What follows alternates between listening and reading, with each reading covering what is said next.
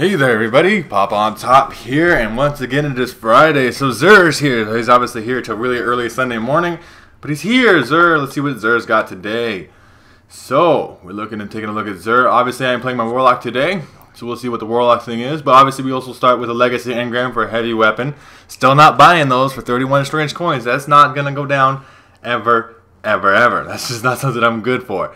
So we also got an insurmountable skull fort. I have this helmet already for my Titan. You gain an additional melee charge, as well as bonus super energy from killing the darkness, and bonus melee energy on orb pickups.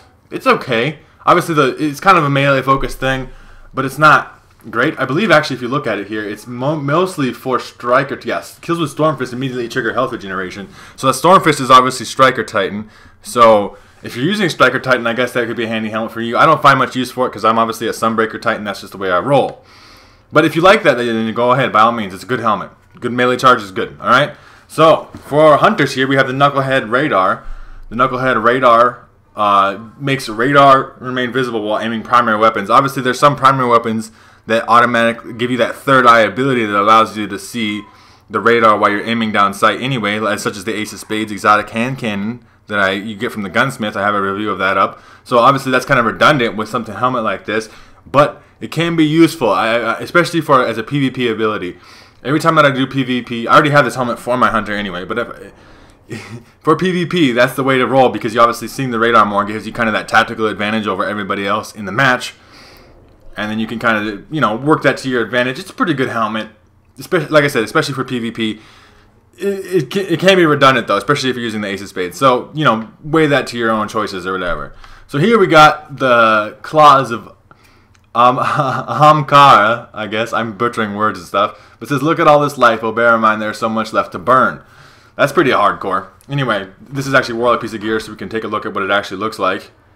It's got some pretty sweet claws there on their shoulder, almost like dragon-like stuff. And the ability is gain an additional charge for all Warlock charge melee. So that's really good. It's a universal ability. I like that a lot because of the fact that most things are like I was showing with the insurmountable skull fort, are kind of like, sure, you're getting additional melee charge with all your classes, but it makes it better with a particular class. This one's more like for all classes. It obviously adds a bunch of strength, which was good because if you're going to have 2 melee charges, you're going to want to charge up your melee super quickly. Increase discipline or increase strength so we can make strength even more. Increase melee attack speed, obviously with 2 melee attacks is good. That's a good combo ability.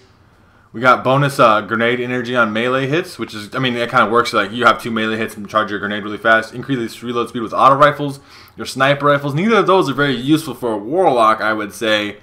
It's not great. I don't know. I don't like to use auto rifles or sniper rifles with my Warlock, but that's obviously each particular own.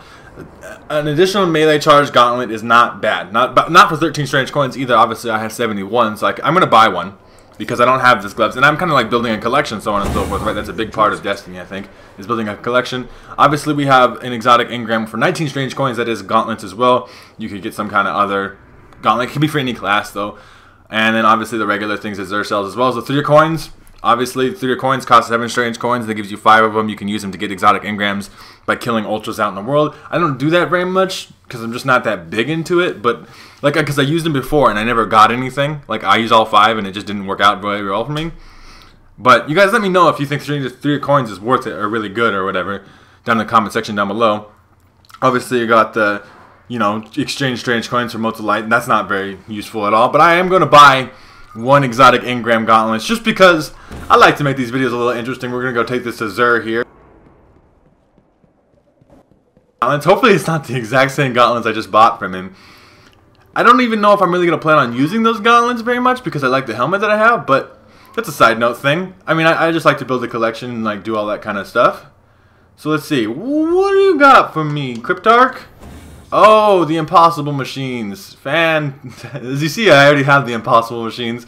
Except for now, I got a 290 version, which is, I guess, is cool, right? It's 290 versus 280, so obviously I can delete the 280 version because it's going to give me an exotic shard. So I guess I got an exotic shard out of all that. 2 exotic shards, actually, because I had this fully upgraded. So 2 exotic shards for that is not necessarily a bad deal. So I have new impossible machines. Woo! Landfall is not a good ability. It's not necessarily worth. For me, I use Light Round Nemesis, but obviously I might actually end up using these additional melee charge gloves depending on the situation. We'll see how it goes. Anyway, hopefully you guys have enjoyed the video and found it informative. That was what Xur had this week. Obviously, I don't think it's very great, but you know, if you're interested in any of that, make sure you go pick it up. He's obviously down there by the Vanguard, you know, Ikora, Cade, and Zavala. If you have enjoyed the video or found it informative, make sure to leave a like rating down below. If you're new to my channel, make sure to subscribe so you can check out more videos from me. And other than that, you guys have a good rest of your day, or whatever time it may be, and I will see you in the next episode.